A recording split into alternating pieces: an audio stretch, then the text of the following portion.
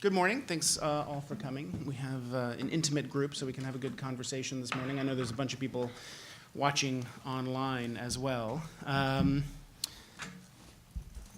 So my name is Jason Bordoff. I'm on the faculty here at SEPA, and I direct the Center on Global Energy Policy.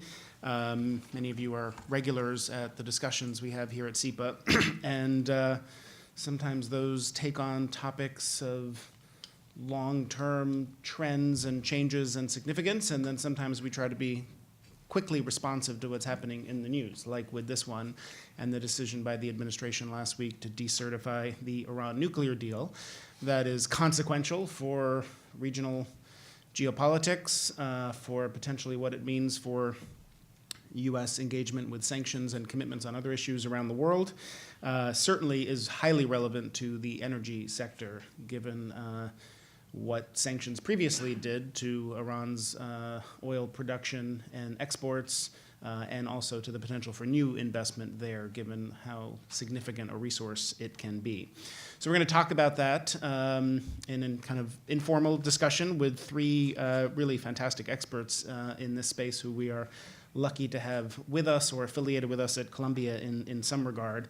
I'll start to my right, Avril Haines, who recently joined Columbia. Very exciting for us to help President Bollinger build Columbia World Projects, a new very important initiative for the university to think about how to take the world-class academic research done here and engage with partners externally in the public and private sectors to make sure the insights from that academic research have impact in driving real change to solve some of the world's biggest challenges. Avril previously held lots of very senior positions in the US government, including Deputy CIA Director and the Deputy National Security Advisor for President Obama, and was closely involved in many aspects of implementing sanctions against Iran.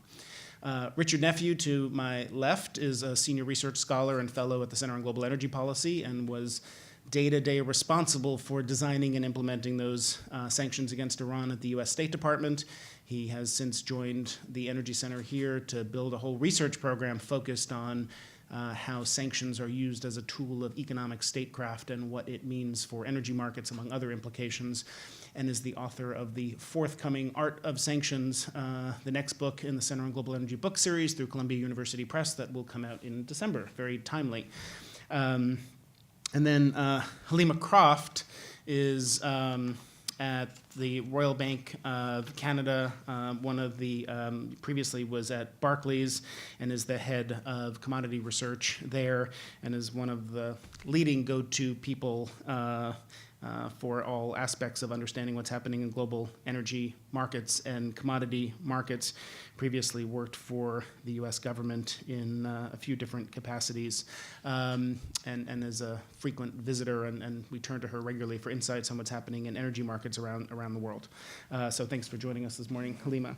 So I'm going to start, Richard, I'm just turn to you, and I want to ask you to explain to everyone what the Trump administration did last week, what it didn't do last week, and then what happens now, moving forward, what the next steps are, either by Congress or by the administration or by Iran or by our allies in Europe. How do they each respond, or what are their options for response? Sure, happy to do that, and thanks very much, everybody, for joining us here and joining us online. So when you get right down to it, what the president did last week is an entirely U.S. domestic affair, and that's an important element to this. The Joint Comprehensive Plan of Action, or the Iran Nuclear Agreement, as it's usually referred to, is an international agreement that was made by a variety of different states in order to achieve reductions with respect to Iran's nuclear program and provide sanctions relief. But from a U.S. domestic legal perspective, we need to have an implementing legislative framework, and that is the Iran Nuclear Agreement Review Act, or INARA, which was passed in 2015 by Congress and signed into law by President Obama. In this law, there are a variety of requirements for certification and for essentially validating the fact that the Iranians are implementing the agreement as they were supposed to do. And every 90 days, the president is required to make two certifications. The first it's divided into three different parts, but it's all essentially the same thing.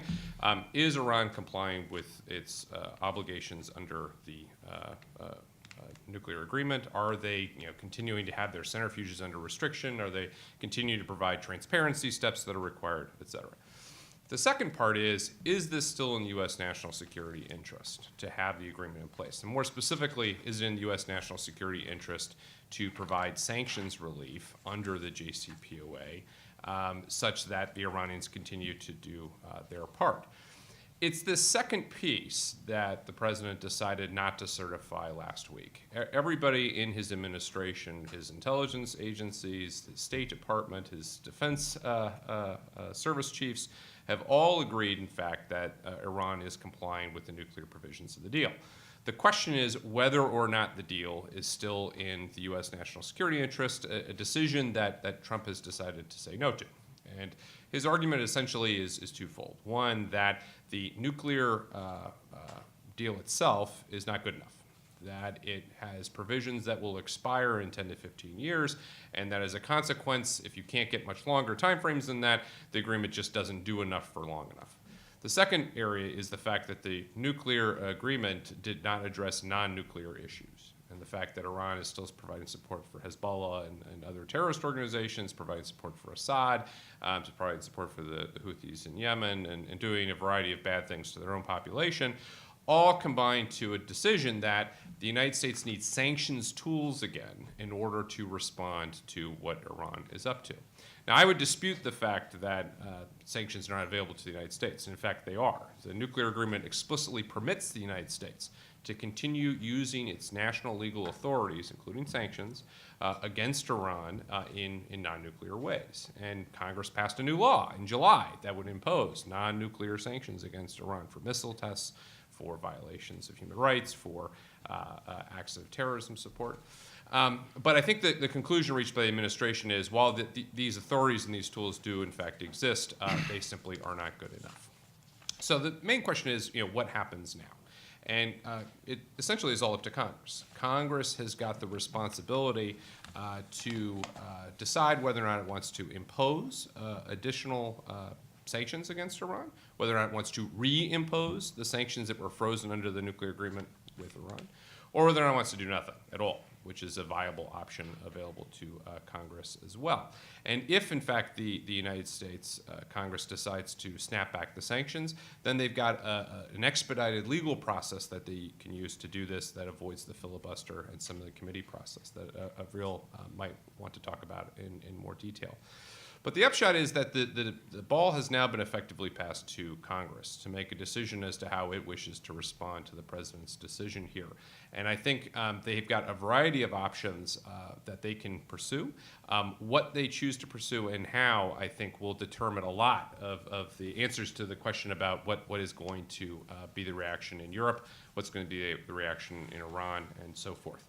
And I think Avril was going to speak a little bit more about kind of the specific, legislative options that are available in the process that's ahead. Okay. Well, I have follow-up questions, but let me turn to you to kind of go into a little more detail about what that procedural process Sure. looks like. Okay. So Thank you for being here. Excellent. I'll just follow on Richard's point. I think, so basically, as Richard noted, because the president made a decision not to certify, there's this opportunity essentially in the law that provides for Congress, and specifically the majority of the minority leader of either chamber, to introduce legislation effectively that is subject to expedited procedures. It means it can't be blocked by cloture. They have to do it within 60 days, essentially, of the act that leads to the opportunity to provide that. So that's sort of the non-certification that the president's done. And if they do that, 60 congressional days or 60 days? 60 calendar days. Calendar days. And during that period, one of the issues is what qualifies as legislation that actually would meet the requirements of the law to essentially allow for the expedited procedures.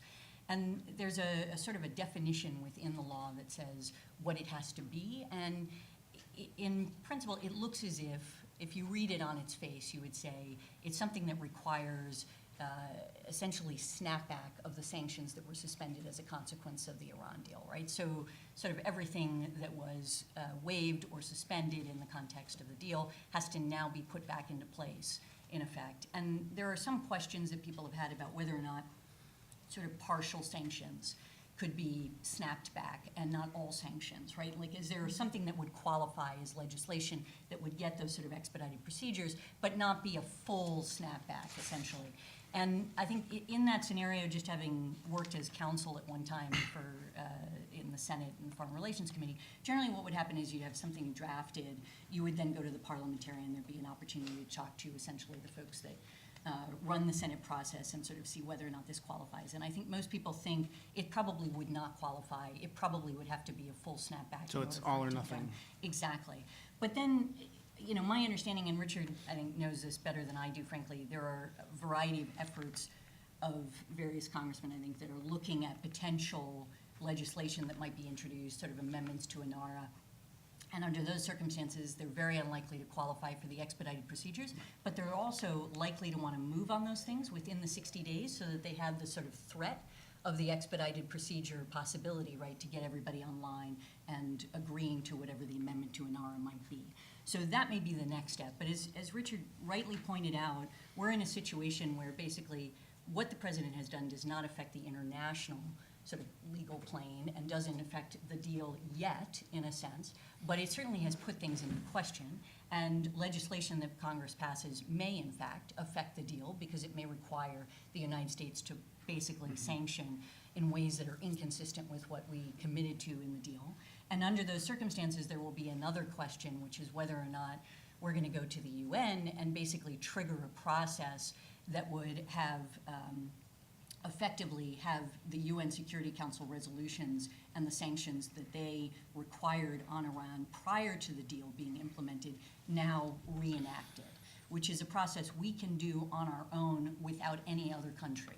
So it's a process we can get into further detail as we go down this road, but that's something that people should be aware of is an option for the United States, is to go to the UN to basically trigger a process that's provided for both in the deal and in the UN Security Council resolution that codified the deal, in effect 2231, that would allow for a UN Security Council resolution to basically revert back to the original sanctions that were required, and then that would put obligations on other countries to sanction Iran inconsistent with the deal. So it's a rather complicated but difficult, yeah. And just so just to clarify, so I understand if it is in fact the case that it's all or nothing snapback, the reason that's important is because, help me understand, Richard, there seems to be congressional support for some action to do something, slap Iran on the wrist, take a small step, but not go as far as was done before. And if that's the case, there's not support to full snapback, then you shift back to the regular legislative calendar, which is more difficult and time-consuming to move forward. Is that right? Yeah, that's exactly right. I mean, I think the issue for Congress now is very similar as in September of 2013 when President Obama put to the Congress the question of should we attack Syria for its use of chemical weapons. And you saw that there were a number of Congress people who were saying before the president made that decision, the president needs to take action, needs to take action, needs to take action. And the moment that the responsibility passed to members of Congress, they were very nervous because now they had a bit of an ownership stake in the decision as well. And I think we're seeing the same thing here, that there are a number of members who have said for years that they think that the nuclear agreement was a bad one and that it ought to have been rejected in 2015 and ought to be put under some pressure subsequent to that. But now they're going to have an ownership stake in the decision about whether or not Iran's nuclear program goes from a year away from a bomb, which is the status quo, back to 2 to 3 months without the transparency steps that are required under the nuclear agreement. And that is a very difficult decision to take, especially because there is a very large amount of uncertainty about what the consequence of all of that will end up being. So I think the fact that snapback looks like it has to be all or nothing, which is my reading as well. I've read a number of folks who are parsing language very finely to come up with a different way of understanding it, but I don't think that's terribly credible. I think that almost forces Congress to say, okay, we're not going to go the sanctions route at all. Instead, let's talk about ways in which we can deal with the problems in the agreement in a legislative framework. And this includes ideas, for instance, about legislating away the sunsets. You know, at various different points in the next 10 to 15 to 20 to 25 years, parts of the nuclear restrictions on Iran and transparency steps are going to go away. part built into the DNA of the agreement. And there's long been concern about those, but now there's an attempt in Congress, at least among some members, to legislate those away by saying if Iran avails itself of the opportunity to expand its nuclear program in 15 years, then U.S. sanctions would snap back. Or if Iran were to test ballistic missiles of various different types and characters, then U.S. sanctions snap back. And this is all basically an attempt to get away from the fact that there's an agreement that everyone accepted, and instead try and impose some degree of unilateral control over what will happen in Iran's nuclear program. So is there, Halima, let me know if you want to come in on this, but I also wanted to ask if that is right, that may mean that by January, the likelihood of congressional action is limited. And then that's the point at which Trump has to decide whether to extend the waivers of the sanctions. Can you explain how that works? Do you want to take that, or Richard? So basically, you know, one of the quirks of U.S. sanctions law is that it has many different sources of authority. One is the International Emergency Economic Powers Act, IEPA, which allows the president to just impose sanctions if he declares a national emergency, which was done with Iran multiple times now. And then there are sanctions that are imposed via statute. Now, under the IEPA framework, basically the president has a lot of unilateral authority. Put on sanctions, take off sanctions, you just have to notify Congress. With regard to statutory sanctions, Congress has said, we want this to be prohibited. And so Congress has to add other language to allow any degree of flexibility. Under IEPA, the president can just decide not to enforce or decide not to prosecute somebody, et cetera. But under statutory sanctions, the way that Congress has traditionally done this is by including exceptions or waivers. And this is essentially a broad authority on the part of the president to say, because it is in the national security interest, we're not going to enforce these sanctions. With regard to Iran, there are lots of different sanctions, and there are lots of different waivers. But you can boil them down to every 120 days, the president has to issue a waiver that says countries don't have to stop buying Iranian oil. And every 180 days, the president has to issue a waiver that says essentially sanctions on finance, transportation, insurance, et cetera, with regard to Iran are also waived, and say basically they don't apply as well. Those calendars keep going, you know, and so we last had a 120-day waiver in September. We have another one due up in January. We last had a 180-day waiver in July. It therefore is due up in January. So unless there is congressional action to take away the waivers, the president is still going to be faced with a national security interest decision by January with regard to the waivers. Having just said that Iran is not complying with the deal.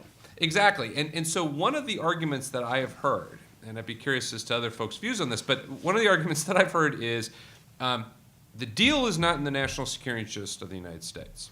However, providing sanctions relief is in the national security interest of the United States while we try and get a better agreement out of the Iranians. And just remind people, you started in the beginning, but there was so much information. You said, you know, there are two things he has to do: certify it's in the national interest, and they're complying. Correct. And what he did was certify that, well, he didn't do anything. Yeah, he didn't do anything. And this is part of what I think leaves the space for what you guys are talking about, right? In other words, he simply did not certify. There is a list of things that determinations he has to make when he certifies that essentially amount to, as has been indicated, you know, that Iran is fully implementing, right, and that it is in the vital national security interests of the United States. So the question then is just whether or not there's a way to parse it, exactly as Richard is indicating, and they've given themselves some flexibility because he has not certified, so he hasn't made an affirmative statement as to what it is that he's not certifying, in a sense. So it's he made a statement that talks about violations that Iran has engaged in, although frankly they are violations that occurred before he last certified, so it's a little hard to understand how that is what's prompting this lack of certification. And he has previously certified twice before that it is in the vital national security interest of the United States to proceed. So it's, I think there's room for interpretation. But the reality is, I think most of us understand his lack of certification to be a decision that this deal, from his perspective, is not the deal that he thinks we should continue to implement. That has a lot of ramifications, and I obviously disagree with it, but I think that's the message that he's sending. And just help people understand what, obviously there's some disagreement about this, but if there's a consensus, to some degree, a consensus view among experts about whether Iran is in fact complying with this deal. And then there are obviously other aspects separate from the deal that people find problematic about Iran's activity, but that is separate from the deal. Just kind of explain how people should think about that.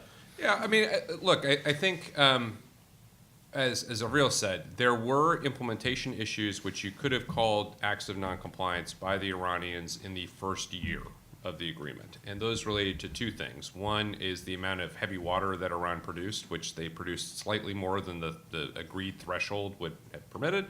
And they also engaged in some R&D work with advanced centrifuges that is, according to some interpretations, more than what was agreed to in the nuclear agreement.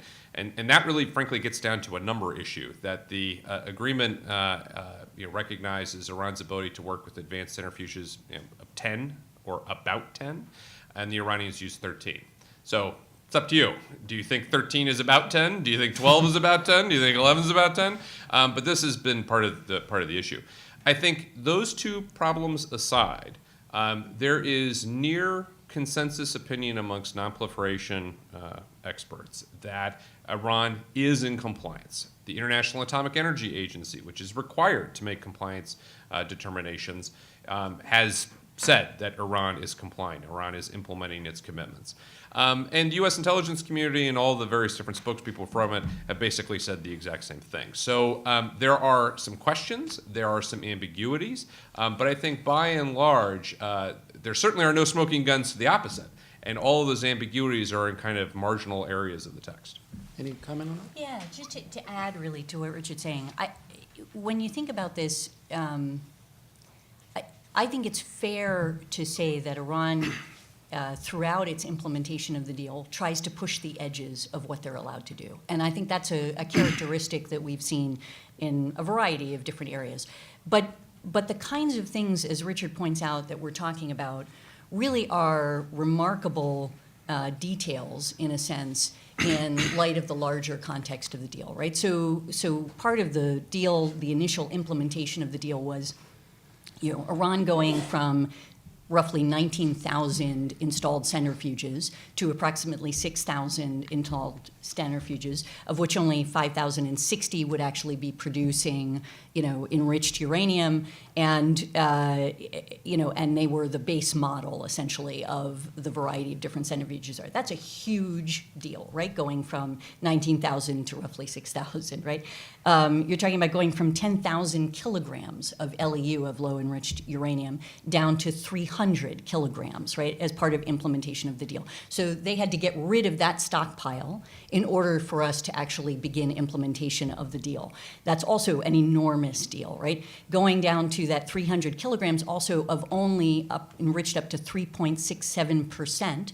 And when you think about what is enriched uranium that's weapons grade, it's above 90%, right? So really a significant ordeal. They had to destroy the core of their Iraq reactor, which was essentially the reactor that could potentially produce weapons-grade plutonium. So, enormous things that had to happen in order to bring the breakout timeline from essentially 2 to 3 months to over a year at this point in the deal. And I think that's really, the sort of purpose of the deal, is to both see a commitment from Iran, which is stated quite categorically in the deal, that Iran reaffirms that under no circumstances will Iran ever seek, develop, or acquire any nuclear weapons. That is, without definition. That's not, in other words, there is no time limit on that requirement. And then a variety of things that they had to do, many of which were front-loaded in the deal, to ensure that we had a much longer breakout timeline for which they could produce enough enriched uranium to have a bomb, essentially. So that's sort of the broader context. When we're talking about heavy water, the issue is they were supposed to keep at 130 metric tons of heavy water, right? They went a little bit beyond it, about 1% or 2%, right? And in that circumstance, what they said was, well, that's not what we agreed that, we had to keep to 130 metric tons. What we agreed was that we had to make available to the international market anything that went beyond 130 metric tons. And we said, no, look at the deal. The actual language says it also has to be not just made available to the international market, but delivered to a buyer, right? So we said it has to. So we had the right, I think, argument. I think that's absolutely right, that it needed to stay within 130 metric tons. But this was the kind of argument that we were engaged in. And so you can see those kinds of the devil's in the details and the discussions that go on through any kind of deal. But when you look at something that is this complex, you are simply going to have those types of situations. And you should understand that when it goes beyond 130 metric tons to the amount that we're talking about it's beyond, it doesn't affect your breakout timeline. So that's one of the key things from a U.S. interest perspective. Does that, in fact, affect the purpose of what we tried to accomplish this deal for? And again, frankly, right, not just the IAEA, not just the UN, not just others who have said that Iran is complying, not just our allies, right, but also our own intelligence community, right, is looking at this and saying, actually, this is compliance. So it's a fairly remarkable position, frankly, considering. And I think it's fair to say one not shared by all senior members of this administration, right? Because there were people who publicly said that it was actually in the U.S. national interest to continue That's right. with the deal. And I want to turn to energy in a minute, but just like how, in terms of what might happen in Congress, where are the Republicans and how do things like a high-profile attack on the head of the Senate Foreign Relations Committee affect the potential for congressional action? Well, I can give you my view on this. I mean, I think that the likelihood of action is as much determined by the risks of doing something that upsets the agreement as anything else that might be more personal. I think that, Corker himself right now is reportedly working with Senator Cotton to try and come up with a legislative framework that would deal with some of these questions and, potentially establish triggers for the snapback of sanctions at some point in the future. I think that is kind of happening regardless of some of the more political issues that are happening right now. But to me, the interesting question is the degree to which all of this uncertainty that is now being introduced with regard to the nuclear agreement is going to start affecting the sanctions relief that the Iranians are supposed to be getting here. And I think that to me is the real problem. In Washington, there's a tendency to think, okay, if we're not doing something active, that means that nothing's happening, right? But just as we've seen on healthcare, just as we've seen on a bunch of other different issues, like for instance, taxes and whether or not the U.S. is going to extend its debt limit, the reverberations from these Washington discussions are pretty significant. And I think that the decertification decision can undermine a lot of business interest and a lot of business comfort with regard to Iran. And that is going to start having a negative effect on Iran's ability to continue harnessing the growth that it thought it was going to get as a result of the agreement and to be able to keep businesses interested. Halima, you've been waiting patiently. How your reaction to all of this and then how markets are viewing the potential for action in some regard? Yeah, I mean, I think decertification has re-injected a bit of a political risk premium into the oil market because I think that when Trump was elected, some people were warning that the nuclear deal could be in some peril, but I think the market was like, look, we're still swimming in oil, and this seems like, something that we're not having to deal with now, and it'll just be the U.S., so it won't matter. So I think with the decertification decision and the Trump rhetoric that came alongside that, I think is injecting this element of, oh my gosh, is there going to be some point in 2018, especially around these issues of these waivers? Because as you said, we're going to keep hitting these waivers that potentially block foreign investment in the Iranian energy sector and require countries to start making reductions. That's now going to be hanging over the market throughout the year. And so I think there's this risk that sometimes the inside baseball game of Washington, people say, well, it's just a domestic story and Trump doesn't really mean it. But the market now has to deal with this as a clear and present danger. And then you get a situation where you get the supreme leader on the other side saying, well, we'll shred the agreement as well. And so I do think that it adds to this concern about what is the outlook for energy investment in Iran. And I can tell you, talking to some European corporates, there are some that publicly love to go out there and say, we're still going ahead. But then you talk to them privately and they say, look, with this level of uncertainty, if there is a risk that we are not going to be able to raise capital in the United States, they really go to that issue, being locked out of U.S. capital markets, not being able to raise money here.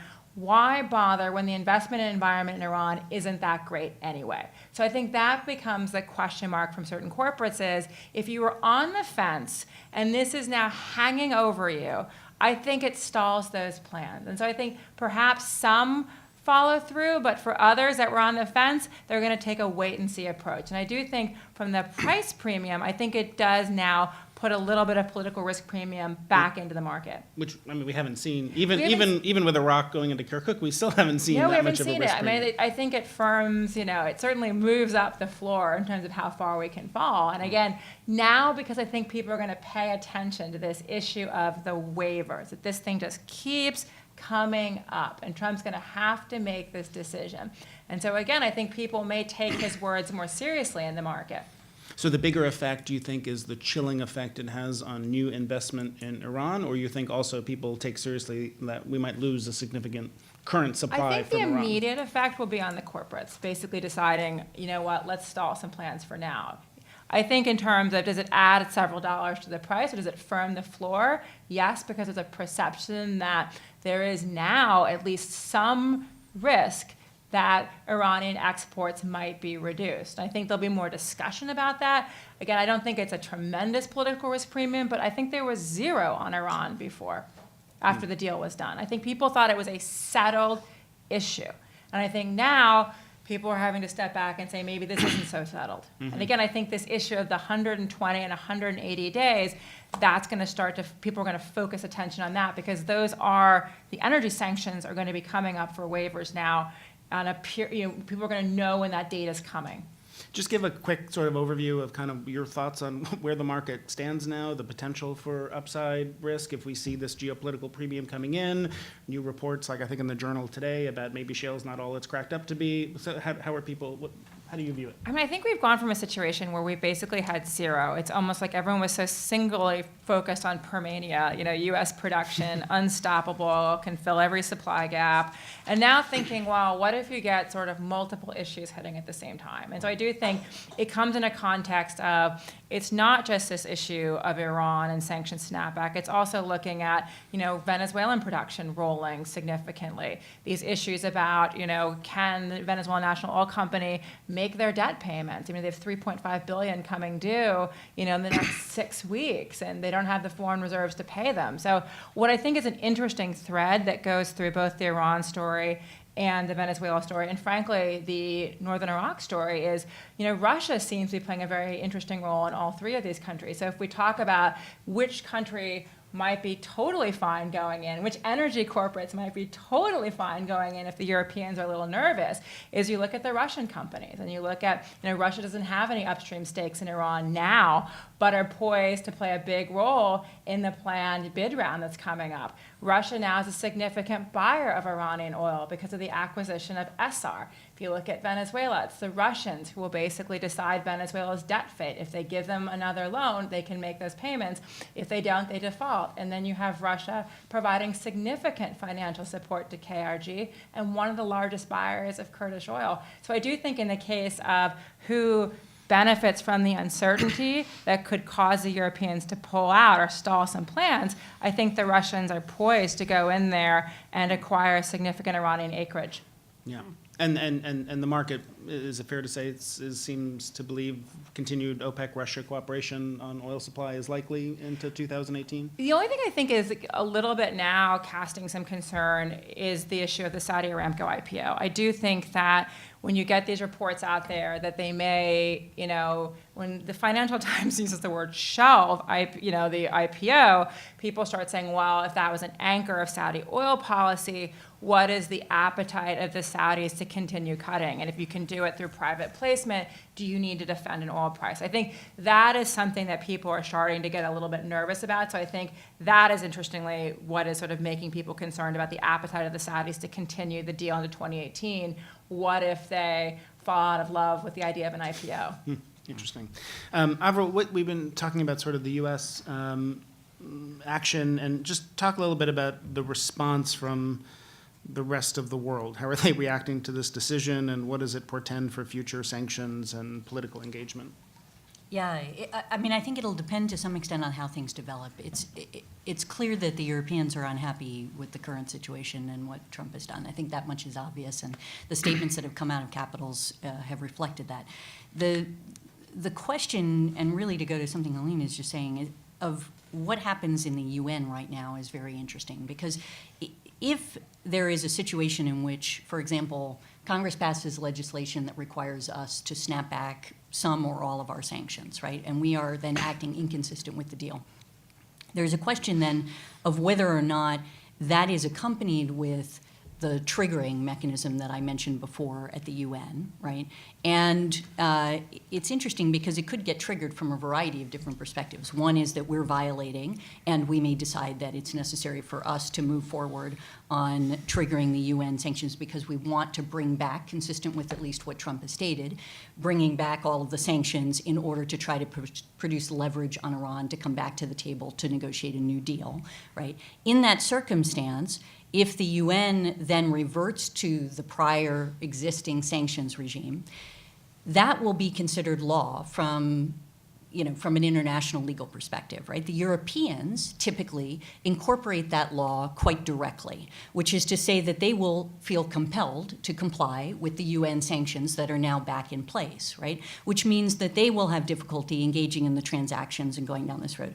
But the Russians and the Chinese are still a question mark, right?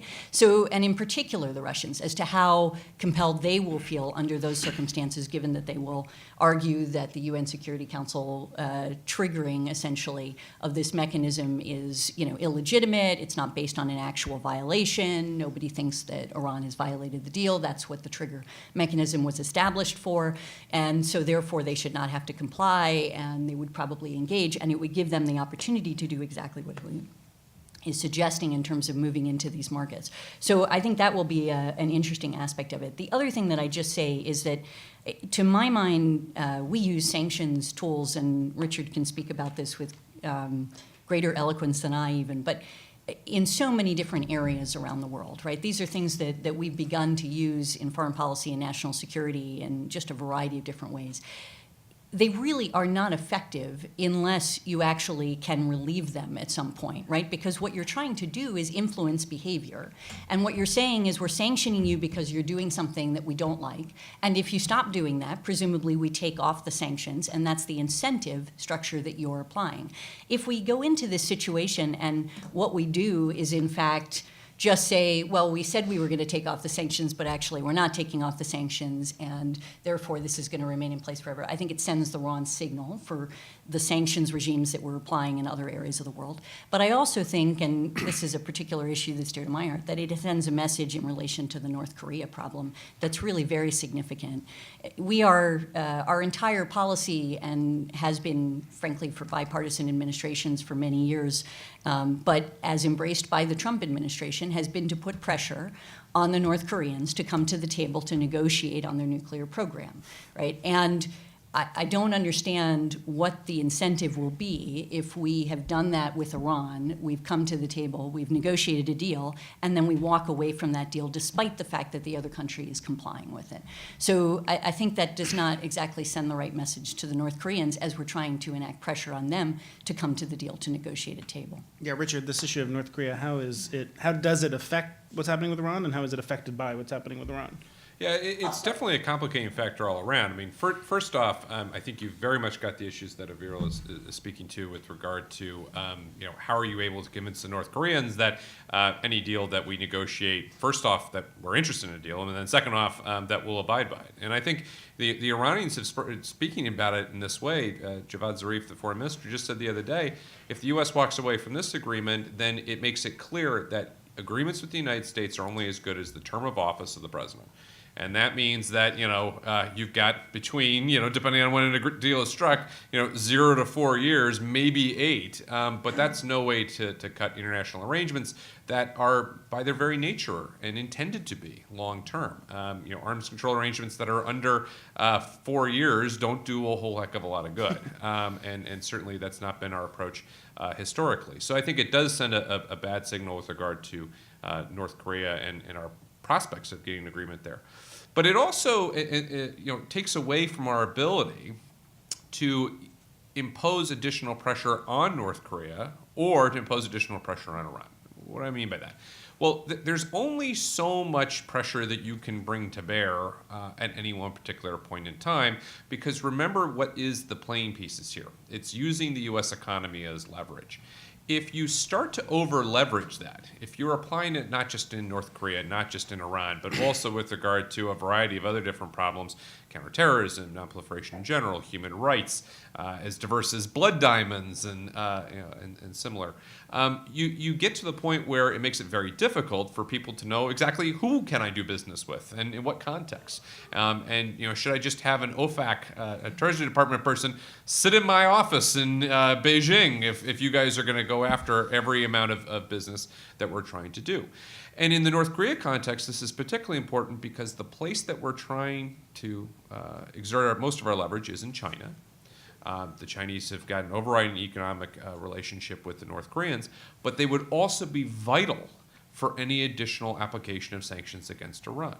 If the Chinese don't play ball with regard to, for instance, oil reduction sanctions, if those were to come back into place, they have the power themselves to essentially eviscerate all of the impact that we're trying to get against the Iranians.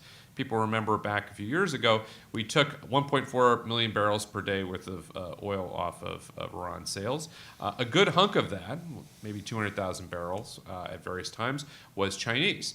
Let's say that we didn't get that $200,000 or 200,000 barrel reduction, but we also got another 200,000 barrel of purchases.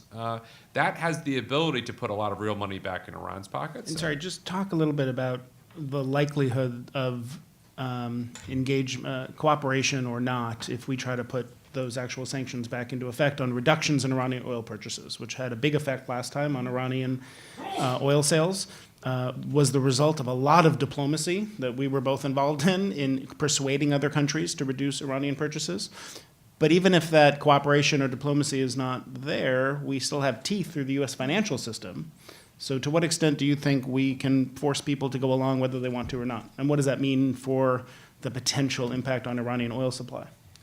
Yeah, I think this goes to the point about China. We do have the ability to apply a lot of pressure on countries and companies to reduce their purchases by leveraging access to the U.S. financial system. As Liam was talking about with regard to access to U.S. capital markets being something that's an important source of leverage.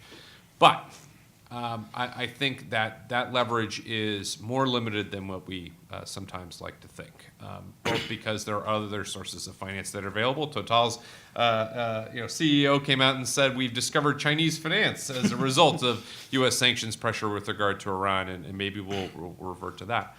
I mean, I think that the overall compliance picture is likely to be murky. I think that you will have a number of European companies that will cooperate with the U.S. reimposition of sanctions because the relationships here are just simply that much stronger, and the risk to their companies' futures, I think, are that much greater. I think that you'll probably have cooperation compliance out of Japan and Korea, in large part because they're afraid if the U.S. decides to get upset about Iran cooperation, that maybe the U.S. won't be there to deal with North Korea. And so I think that will have an important effect.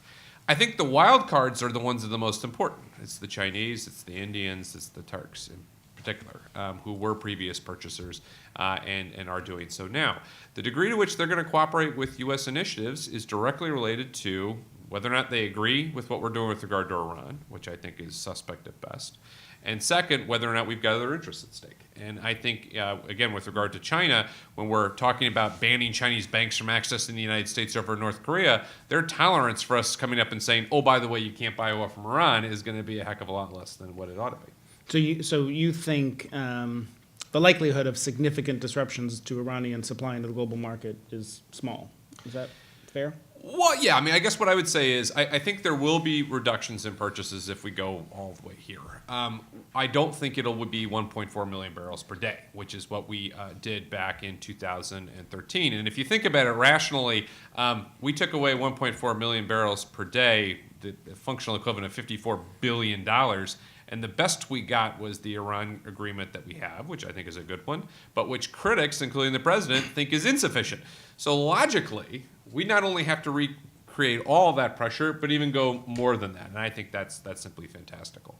And we talked about how different parts of the world are reacting to this. Can we just one more minute on how Iran is reacting to this, or how they're likely to react to this? Do you want to say something? No, and I think that's like a critical question because, again, I think there's this the view that everything's going to be fine sometimes in Washington.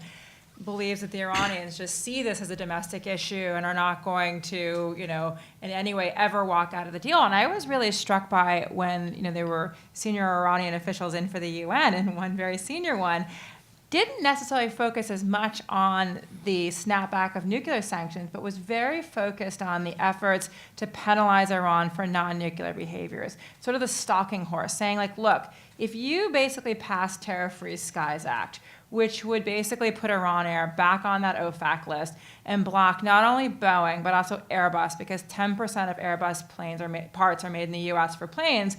If we don't get the planes, that is a significant, he said, material violation of the agreement, and we are out. And so I look at some of the efforts that are underway in Congress, have been underway for the past year to penalize Iran for their activities in the region, ballistic missile tests.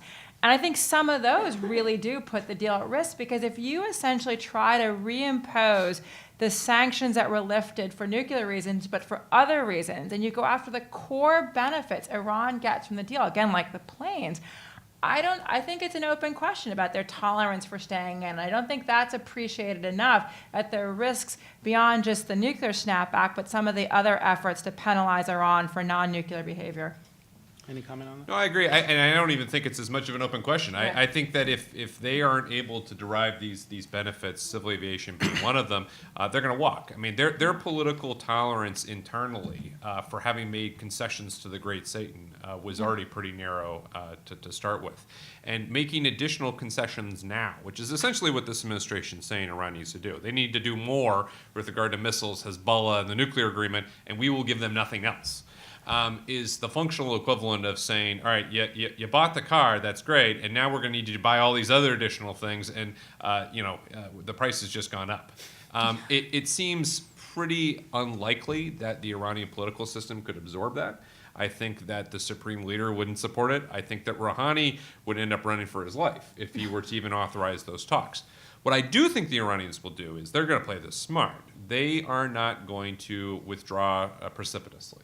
They are going to do what they're doing now, which is play a very dignified victim role of essentially saying, we're the ones who are doing the right things.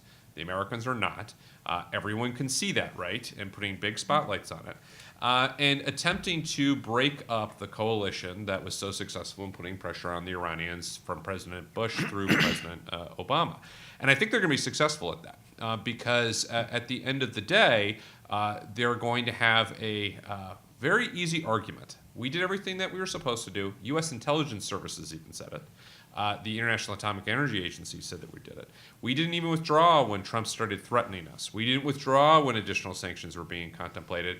But now, this is the last straw. We have to go out now. And I think that they're going to find a number of governments that already are concerned about the direction of U.S. political leadership willing to absorb their talking points on this. And that means essentially that we don't get the sanctions campaign that we had. Instead, actually, we potentially get the possibility of retaliation from Europe and from other parts of the world.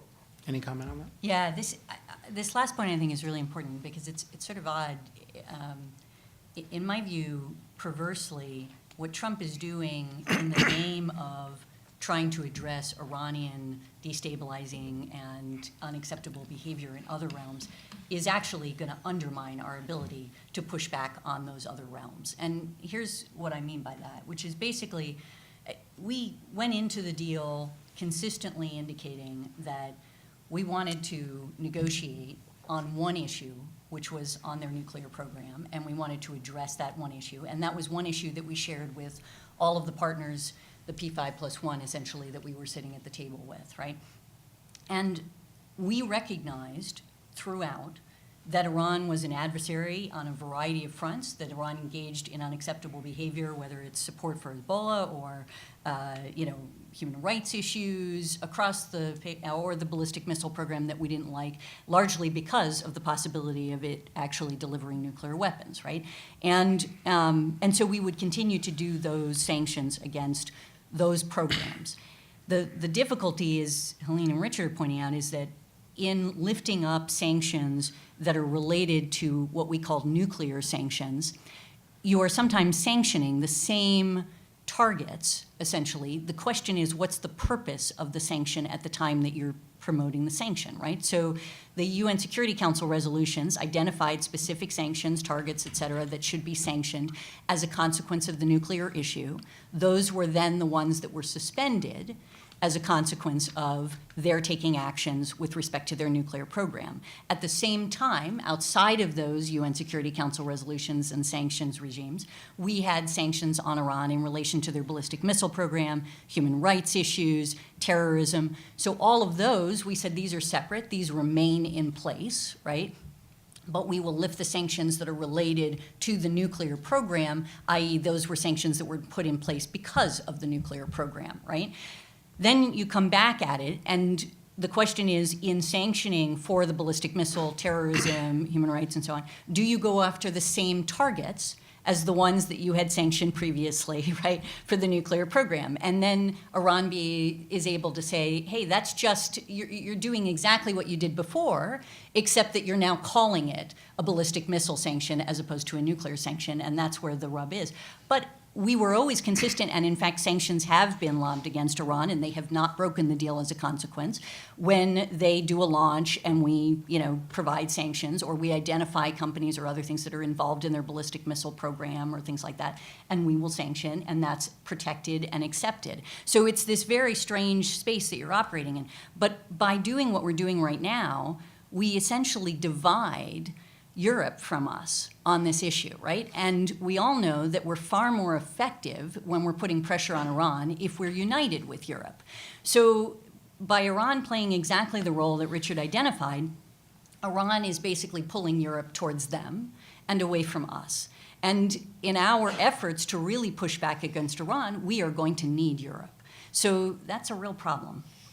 One last question before I open it up, which is kind of a chance for promotion on Richard's part. But you mentioned, you made that comment about Total discovering Chinese finance. You're about to come out with a book that talks about lots of things, including how the implications of the increasing frequency with which we turn to sanctions and some unintended consequences. Just give people a preview.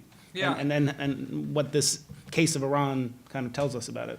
Yeah, I mean, I think that the main focus of the book is talking about ensuring that you've got a very clear sense of your objectives when you're looking to impose sanctions, and that you scale your strategy to address the national circumstances of the country that you're sanctioning. To me, it seems fairly intuitive, but you'd be surprised at how often we decide to do things because we think it makes sense, kind of irrespective of what happens on the other side. One example back in the Iran days was when we imposed sanctions on Iranian imports of gasoline, something they were doing a lot of, under the conviction that there's no way the Iranians would be able to produce their own gasoline because they didn't have refineries capable of doing so. And they took their petrochemical plants, did it anyway, and just made some really awful gasoline, notwithstanding. So our lack of awareness of what the other side is going to do in response has damaged and undermined our sanctions efforts many times in the past. And I think we're replicating that here. We are not taking a thorough enough look about what exactly we intend to do with any reversion to sanctions, how likely they are to actually apply pressure in a concerted way, and what is going to happen if we fail, and what are the consequences of failing to be effective in all this. And I think that ultimately these material failures in imposing sanctions here are potentially dangerous for the long term. Sanctions have become part of the diplomatic toolkit because they've been shown to work and you don't have to use force and so on and so forth. But if sanctions do in fact fail in addressing the new problem we've created with regard to the nuclear agreement, or some of these old problems with regard to Iran's missile tests, et cetera, then sanctions are increasingly going to be invalidated in the United States as a weapon of choice. And that, I think, has got some pretty dangerous implications, because it's unlikely the United States is going to do nothing when it sees foreign nuclear weapons programs or terrorism, et cetera, developing in the future. So if you're going to use sanctions, if you're going to attempt to harness their power and harness the power of the U.S. economy, you do have to approach it with some degree of sobriety as to what we can both achieve and what the risks are. And that's my greatest fear with what we're doing right now. So we'll have more chances to talk about that in December with many events we'll have around the book release. So we have time for questions if there are any, and just raise your hand briefly. Introduce yourself. Yeah, please. Mark Usacom, an alumni. And just speak up so the microphones on the ceiling can pick up your question for the people watching online. Very, very well thought out comments, and I think we all struggle a bit with everything that's going on right now. My question is more with the nuclear energy in Iran. The plant in southern Iran, Bushehr, is Russian technology, and that's operating. What's happening with the rest of Iran, and are the Russians still providing nuclear technology for that? Yeah, so the Russians and the Iranians have agreed to build an additional unit at Bushehr, and there's even the possibility of a third unit. But we're still really in the planning stages of all of that. To some extent, I think that'd be a really good thing because the original Bushehr has got a fresh fuel delivery and spent fuel take back element to it. What does that mean? That means that the Russians agree to provide the fuel for the reactor, and they agree to take it back when it's spent. So that means the Iranians don't need to have a large enrichment program to fuel Bushehr. We're talking here about the risks of them having maybe 10,000 centrifuges. Well, to fuel Bushehr, they would need a lot more than that. On the scale of about 50,000 centrifuges. That's just one reactor. Imagine if they had two. On the spent fuel side, you want to get that stuff out because any reactor produces plutonium. And so from that perspective, getting the material out means that Iran can't have a plutonium-based nuclear weapon. The Iranians are also exploring building their own reactor at a place called Dakhovan, which they may choose to do, but they're pretty far away from that. And there's also been some exploratory talks about building power reactors with the Chinese, with some Europeans. But I think the Russian play is the most likely right now since they've already done it once, and there is some knowledge of both the requirements in Iran as well as the locale. If you built one in one place, it's easier to do it in the second place right next door. Any other questions? Yeah, please. Mohammed Darwaza, Medley Global Advisors. My question is over sort of leverage and credibility. Now, the decision not to certify national security interests, let's assume and kind of move forward the next few months, Congress doesn't snap back sanctions, we move into January, we see a rollover of these waivers. Does that mean Trump essentially has lost that leverage? Because if you're saying you're not certifying for national security, then do nothing, what does that really say about you? Really, any of us can offer our views on this. I'll give you my 2 cents on this. I think that it would be very damaging to U.S. credibility and to Trump's credibility in particular if exactly what you said was laid out. There is an argument, and it's not unreasonable, that if negotiations are underway at the time for either a supplement to the JCPOA or something to replace it, even if those negotiations are utterly pointless and have no chance of success, at least then there is a reason to continue extending the waivers, right? And you could make that story work, that we don't think the agreement's in our favor. We, however, don't think that it would be great to have the entire thing collapse. And so therefore, while we're negotiating, for a temporary time only, we'll keep this in place. My problem is that works for maybe one waiver round. That works maybe for 2 waiver rounds if the Iranians and Europeans and Russians and Chinese all say at least decent things when they go out to the media.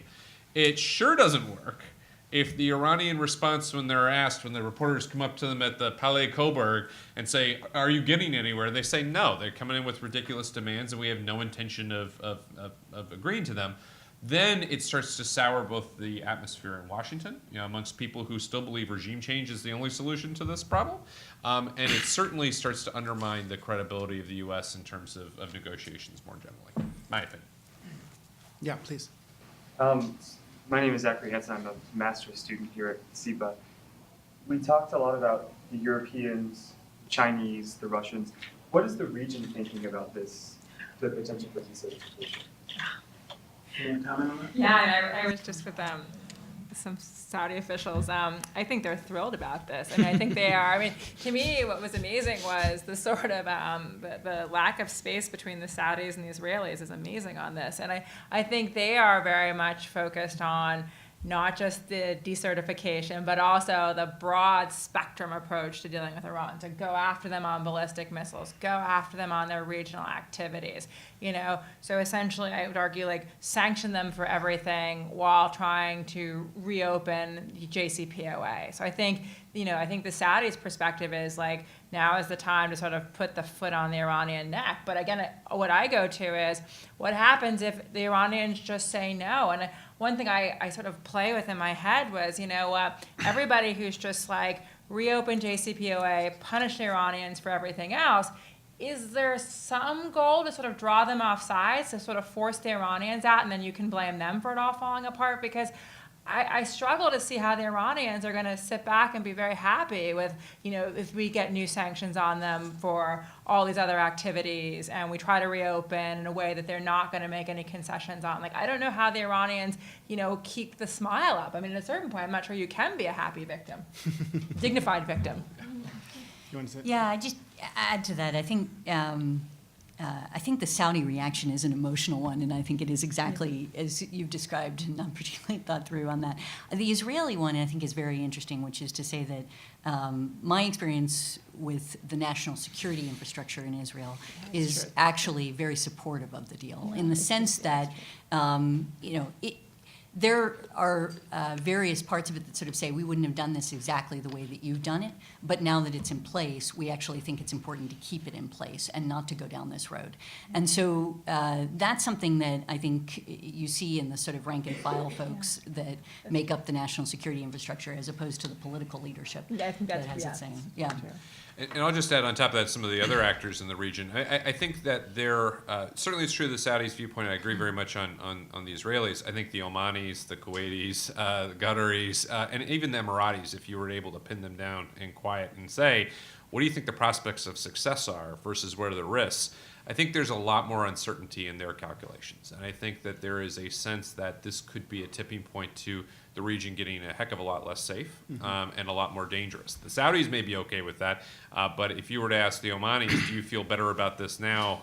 I think they would say absolutely not. And I think the Emiratis, Dubai is built in large part, or at least in some part, on continued trade relations with Iran and facilitating some of those during the darkest days of sanctions. I think they would have a different reaction too. Any other questions? Yeah, please. Michael Meyer from the Business School Private Equity Program. Everyone seems to assume that the president wants to have a better deal, in however you want to define that. But is that really a correct premise? Does he want a deal at all, or does he want the chaos that comes from from having this all fall apart just before the next presidential election? I think this is a great point. Let me offer three thoughts on this. First, I don't think that the president has a fixed vision on what he wants here. During his campaign, he lamented that U.S. business wasn't able to get in on the ground floor with the JCPOA and said it's a terrible deal because we're not invested there. And even, not kidding, lamented the fact that the Russians were able to sell missiles to Iran, and look at us.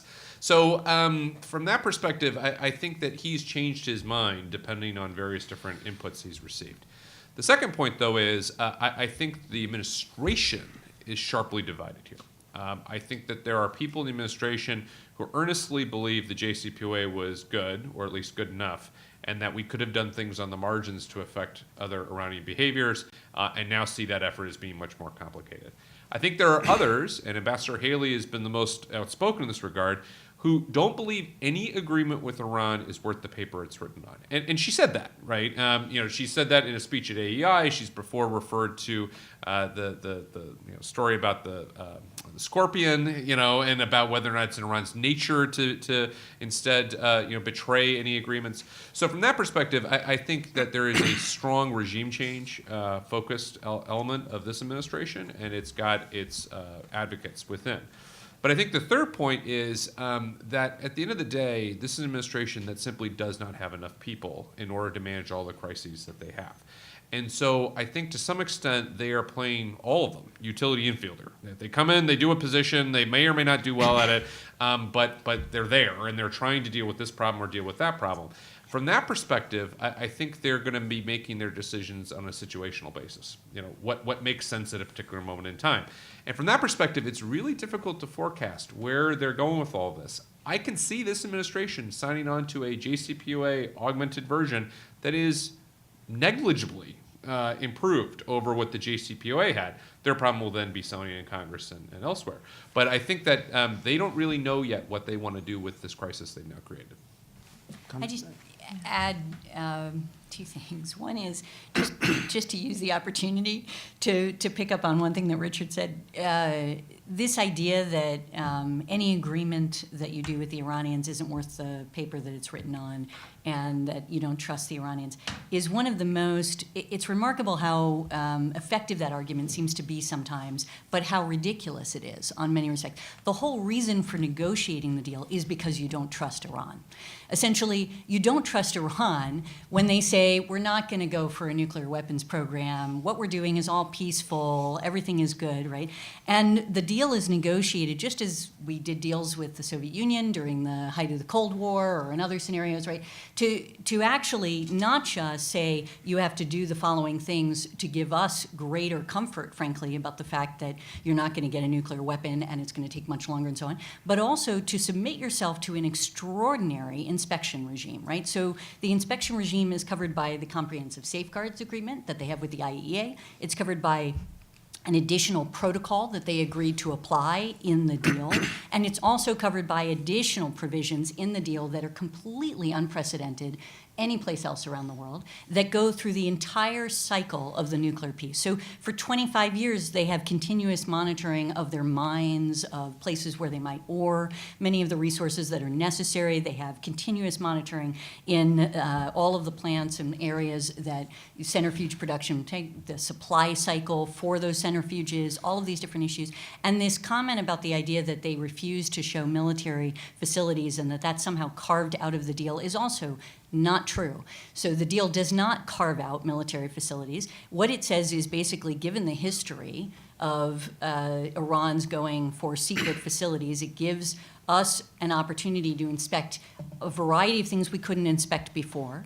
And whenever there is information that the IAEA has that suggests that there is a problem in another part of Iran, they have a process through which they go through to say, we want to inspect that facility. It might be a military facility. And under that context, they have 14 days within which to comply. If they don't comply, then there's a process that actually has a majority of the commission being able to vote on whether or not they need to comply, and a majority of the commission could constitute simply the United States and the Europeans. So even if China and Russia and Iran all object, we would be able to overrule them in access. So it's a really, one of those things that frustrates me a lot.